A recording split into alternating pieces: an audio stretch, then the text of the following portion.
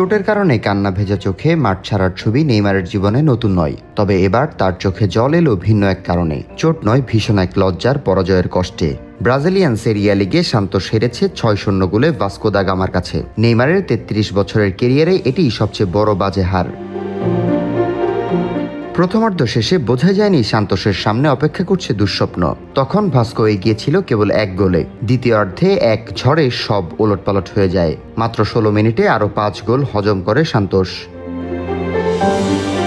ভাস্কোর হয়ে ২টি গোল করেছে ব্রাজিলিয়ান তারকা ফিলিপে কৌতিনিয়ে। ইউরোপের নামী ক্লাবে খেলে ফের এই উইঙ্গার শৈশবের ক্লাবে যেন নতুন করে খুঁজে পেলেন ছন্দ।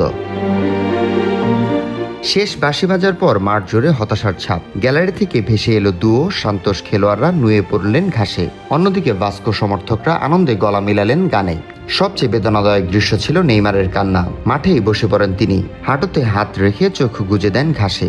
সতীর্থরা সান্ত্বনা দিতে এলে হাত ঝটকায় সরিয়ে দেন। প্রতিপক্ষ কৌতিনিয়ে এসে পাশে দাঁড়ালেও নেইমারের দুঃখ থামেনি। মাইক্রোফোনের সামনে দাঁড়িয়ে নেইমার বললেন, আমি লজ্জিত, আমাদের পারফরমেন্সে আমি পুরোপুরি হতাশ। সমর্থকদের সব অধিকার আছে প্রতিবাদ করার, তারা চাইলে অপমান করুক, আমরা তার যোগ্য। জীবনে এমন লজ্জার অভিজ্ঞতা আগে হয়নি। ওই কান্না এসেছিল রাগ থেকে, সব কিছুর কারণেই। এই লজ্জাজনক হারের দায়ে বরখাস্ত করা হয়েছে কোচ ক্লেভের সাভিয়ারকে। ১৯ ম্যাচে ২১ পয়েন্ট নিয়ে সান্তোস নেমে গেছে পঞ্চদশ স্থানে।